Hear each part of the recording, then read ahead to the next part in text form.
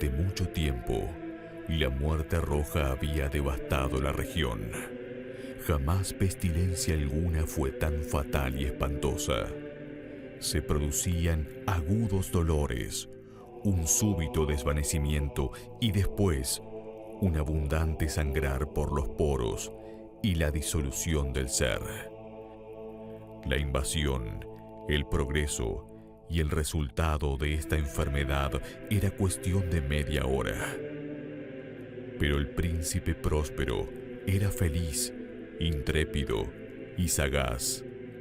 Cuando sus dominios perdieron la mitad de su población, reunió a 1 millar de amigos fuertes y de corazón alegre, elegidos entre los caballeros y las damas de su corte, y con ellos constituyó un refugio recóndito en un fuerte. El castillo estaba rodeado por un fuerte y elevado muro, con sus correspondientes puertas de hierro. Los cortesanos, una vez dentro, soldaron los cerrojos. Decidieron atrincherarse contra los súbitos impulsos de la desesperación del exterior. La abadía fue abastecida copiosamente. Gracias a tales precauciones, los cortesanos podían desafiar el contagio. El mundo exterior, que se las compusiera como pudiese. El príncipe había provisto aquella mansión de todos los medios de placer. Había bufones, improvisadores, danzarines, músicos, lo bello en todas sus formas. En el interior existía todo esto, además de la seguridad. Afuera, la muerte roja. 6 meses después, el príncipe decidió sorprender a su millar de amigos con un baile de máscaras de la más insólita magnificencia. El baile se llevó a cabo en 7 salones dispuestos en hilera. Aquí, las salas estaban dispuestas de modo tan irregular que la mirada solamente podía alcanzar una cada vez. Cada ventanal estaba hecho de vidrios de colores que armonizaban con el tono dominante de la decoración del salón para el cual se abría. El que ocupaba el extremo oriental, por ejemplo, estaba decorado en azul y los ventanales eran de un azul vivo. El segundo aposento estaba ornado y guarnecido de púrpura. El tercero, eternamente verde. El cuarto anaranjado. El quinto blanco y el sexto violeta. El séptimo salón estaba rigurosamente forrado por colgaduras de terciopelo negro que revestían todo el techo y las paredes y caían sobre un tapiz de la misma tela y del mismo color. Pero solamente en este aposento el color de las vidrieras no correspondía al del decorado. Los ventanales eran escarlata, de un intenso color de sangre.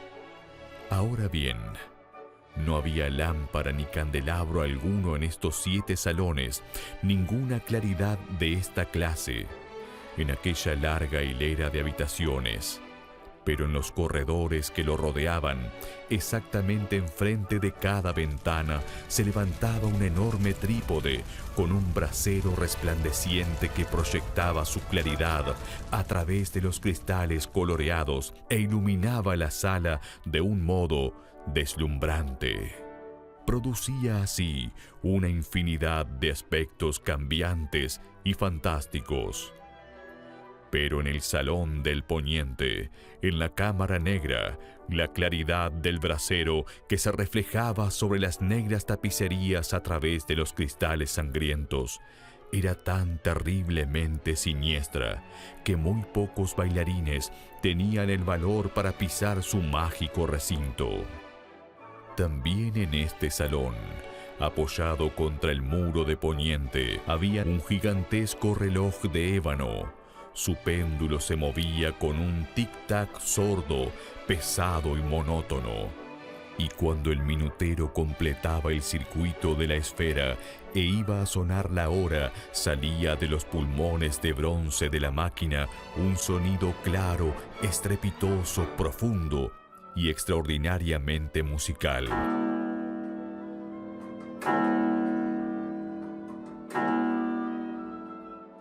Pero de un timbre tan particular y potente que de hora en hora los músicos de la orquesta se veían obligados a interrumpir un instante sus acordes para escuchar el sonido. Los invitados se veían forzados a frenar su danza. Una vez que desaparecía por completo el eco, una ligera hilaridad circulaba por toda la reunión. Los músicos se miraban entre sí y se reían de sus nervios y de su locura, y se juraban en voz baja, unos a otros, que la próxima vez que sonaran las campanadas no sentirían la misma impresión, y luego, cuando llegaba una nueva campanada del reloj fatal, se producía el mismo estremecimiento, el mismo escalofrío y el mismo sueño febril. Pero a pesar de todo esto, la fiesta continuaba alegre y magnífica.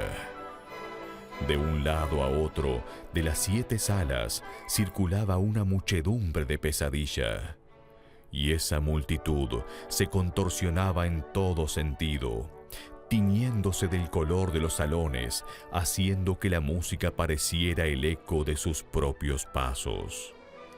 De pronto, repica de nuevo el reloj de ébano que se encuentra en el salón de terciopelo.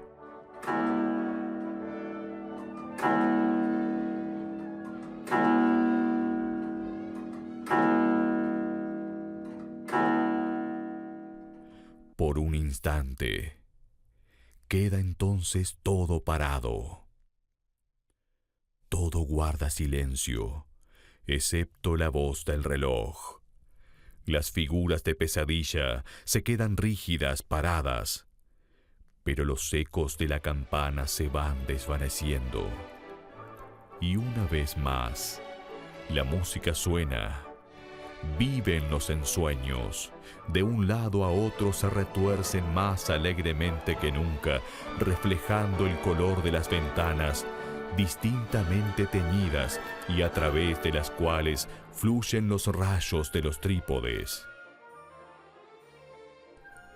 Varias personas entre aquella muchedumbre habían tenido tiempo para darse cuenta de la presencia de una figura enmascarada que hasta entonces no había llamado la atención de nadie. Y al difundirse en un susurro el rumor de aquella nueva intrusión, se suscitó entre todos los concurrentes un cuchicheo o murmullo significativo de asombro y desaprobación. Y luego, finalmente, el terror, el pavor y el asco. Todos los invitados parecieron entonces sentir profundamente lo inadecuado del traje y de las maneras del desconocido. El personaje era alto y delgado y estaba envuelto en un sudario que lo cubría de la cabeza a los pies. La máscara que ocultaba su rostro representaba tan admirablemente la rígida fisonomía de un cadáver.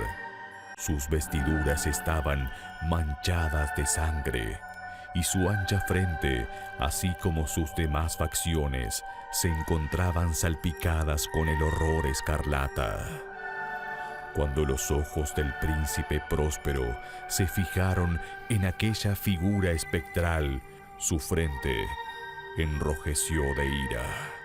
Preguntó con voz ronca a los cortesanos que se hallaban junto a él: ¿quién se atreve a insultarnos con esta burla blasfema?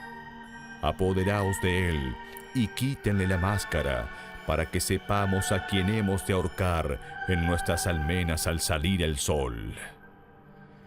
Las palabras pronunciadas por el príncipe Próspero resonaron claras y potentes a través de los 7 salones, pues el príncipe era un hombre impetuoso y fuerte, Ocurría esto en la Cámara Azul, donde hallábase el príncipe rodeado de un grupo de pálidos cortesanos. Al principio, mientras hablaba, hubo un ligero movimiento de avance de este grupo hacia el intruso, que en tal instante estuvo también al alcance de sus manos y que ahora, con paso tranquilo y majestuoso, se acercaba cada vez más al príncipe. Pero por cierto terror indefinido que la insensata arrogancia del enmascarado había inspirado a toda la concurrencia, nadie hubo que pusiera mano en él para prenderle, de tal modo que, sin encontrar obstáculo alguno, pasó a una yarda del príncipe, y mientras la inmensa asamblea, como obedeciendo a un mismo impulso, retrocedía desde el centro de la sala hacia las paredes, él continuó sin interrupción su camino, con aquel mismo paso solemne y mensurado que le había distinguido desde su aparición, pasando de la Cámara Azul a la purpúrea, de la purpúrea a la verde, de la verde a la anaranjada, de esta a la blanca, y llegó a la de color violeta antes de que se hubiera hecho un movimiento decisivo para detenerle. Sin embargo, fue entonces cuando el príncipe Próspero, exasperado de ira y vergüenza por su momentánea cobardía, se lanzó precipitadamente a través de las 6 cámaras sin que nadie lo siguiera a causa del mortal terror que de todos se había apoderado. Blandía un puñal desenvainado y se había acercado impetuosamente a unos 3 o 4 pies de aquella figura que se batía en retirada cuando ésta, habiendo llegado al final del salón de terciopelo, volviéndose bruscamente e hizo frente a su perseguidor. Sonó un agudo grito y la daga cayó relampagueante sobre la fúnebre alfombra, en la cual, acto seguido, se desplomó muerto el príncipe Próspero. Y entonces reconocieron la presencia de la Muerte Roja. Había llegado como un ladrón en la noche y uno por uno cayeron los alegres invitados por las diferentes salas coloridas inundados de un rocío sangriento. Y cada uno murió en la desesperada postura de su caída. Y la vida del reloj de ébano se extinguió con la del último de aquellos licenciosos, y las llamas de los trípodes se extinguieron, y la tiniebla, y la ruina, y la Muerte Roja tuvieron sobre todo aquello ilimitado dominio.